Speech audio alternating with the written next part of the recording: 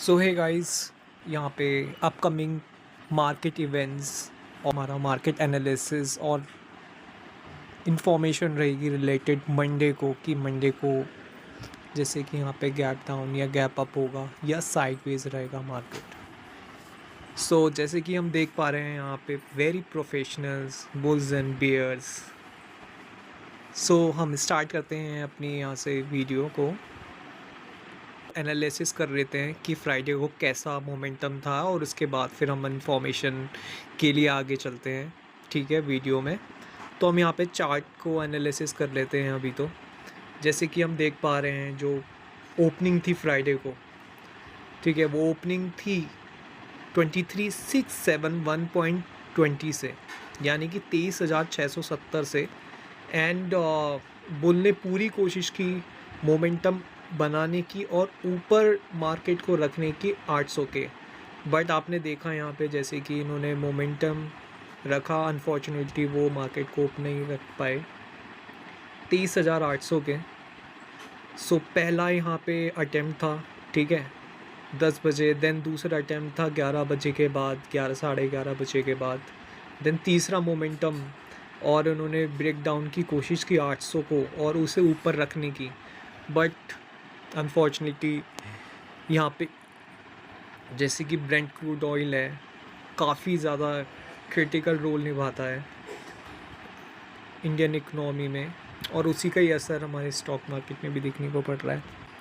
And उसके बाद फिर फ्राइडे के बाद सैटरडे और संडे होना था, जो कि अनप्रेडिक्टेबल और अनसर्टेनिटी को दर्शाता है, जिस वजह से प्रॉफिट बुकिंग आ गई 1 बजे के बाद।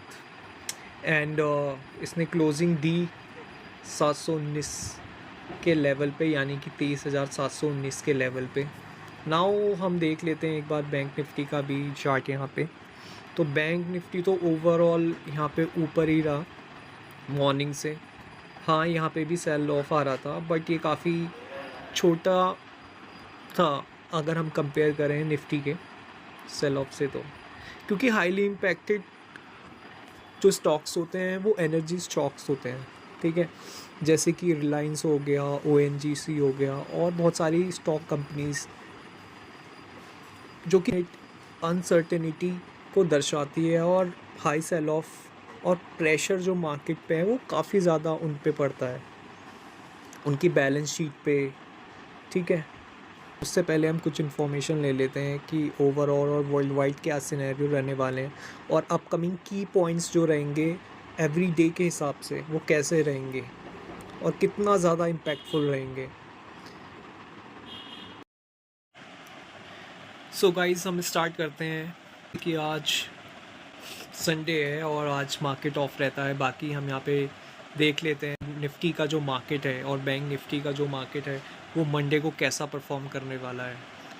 क्या ये गैप डाउन या गैप अप होगा। काफ़ी टाइम से हम देख रहे हैं जैसे कि US ईरान कॉन्फ्लिक्ट की सपोर्ट एंड रेसिस्टेंस जो रहेंगे। अब जो US ईरान के कॉन्फ्लिक्ट के जो इम्पैक्ट है ना वो क्या रहेंगे, जैसे कि +12 and -15% Brent crude spike above $80 and $110.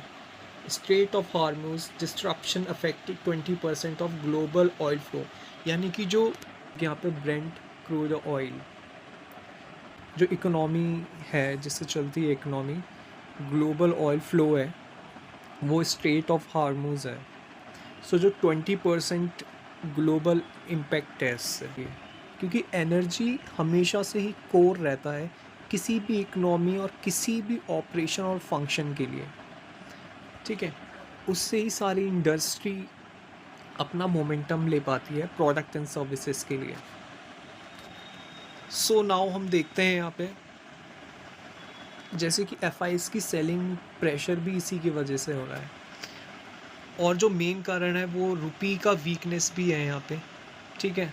जो डॉलर है वो बाहर जा रहा है इंडियन इकोनॉमी से due to FI sellings. US Iran ceasefire, तो वो US जो ईरान का सीज़ फायर है वो नहीं हो पा रहा है। कितने सारे टॉक्स हो रहे हैं बट अनफॉर्चुनेटली वो नहीं हो पा रहा है सक्सेस।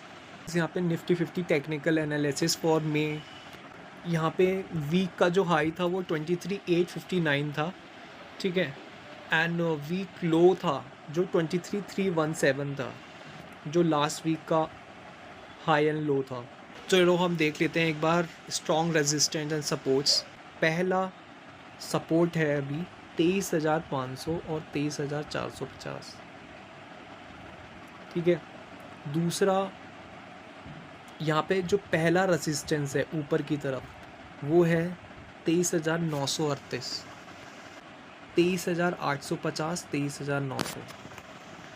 तो ये है अभी main support and resistance.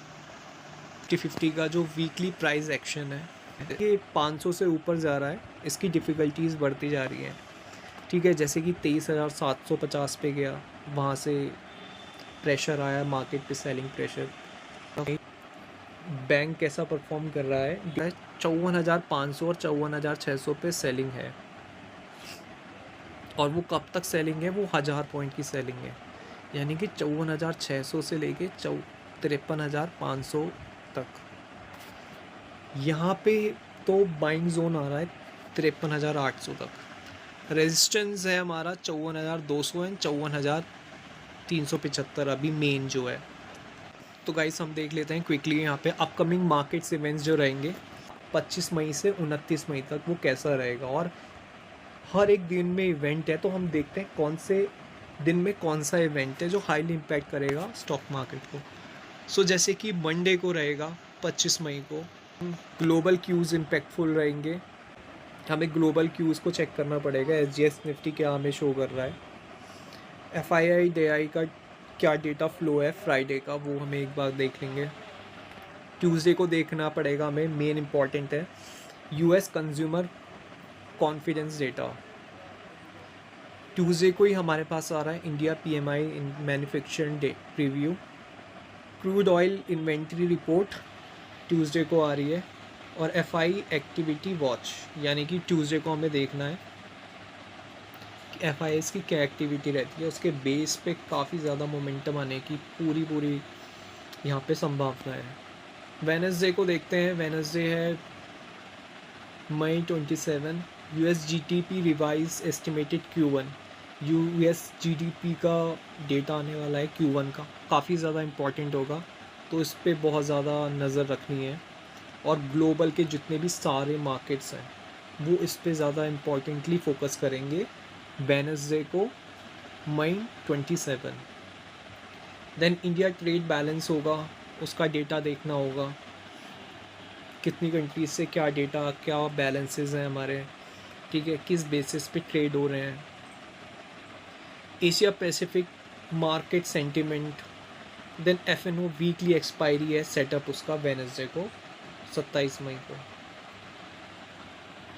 Bakrid है 28 मई को, तो क्लोज़ रहेगा मार्केट, हॉलीडे है उस दिन, ठीक है। No trading day in India, trade नहीं होगा इंडिया में, ठीक है। अदर मार्केट्स हैं ऑफकोर्स वो ओपन रहेंगे, वहाँ पे ट्रेड होगा सेम जैसे जो कि मंडे है 25 को US एंड यूरो के मार्केट क्लोज रहेंगे, इंडिया का मार्केट ओपन रहेगा,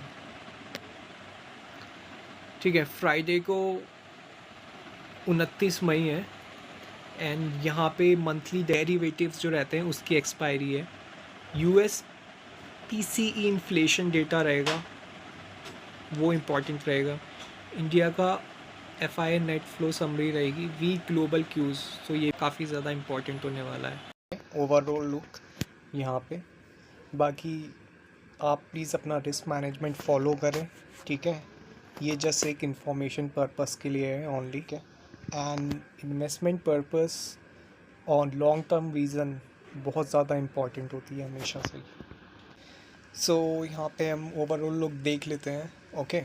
सो बाइंग कॉल की साइड क्या रहेगा, बाइंग कॉल की साइड अगर ये 23,900 को ब्रेकआउट करता है तो पहला टारगेट तो 24,116 है, ठीक है, और दूसरा टारगेट है 24,300, ओके। सेलिंग साइड अगर नीचे की तरफ 23,450 ब्रेक डाउन करता है तो पहला टारगेट है 23,184, एंड फिर स्टॉप लॉस आप लगा के इसे कैरी ऑन कर सकते हैं।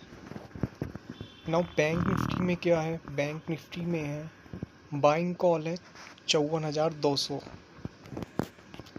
ठीक है। सो पहला टारगेट होगा 54,500 एंड द दूसरा टारगेट है 54,893, यानी कि 54,893। सेलिंग साइड है बिलो 52,800, ब्रेकडाउन टारगेट पहला है 52,181, 52,181, एंड उसके आगे आप स्टॉप लॉस लगा के फिगर कर सकते हैं। सो आज के लिए इतना ही, थैंक यू।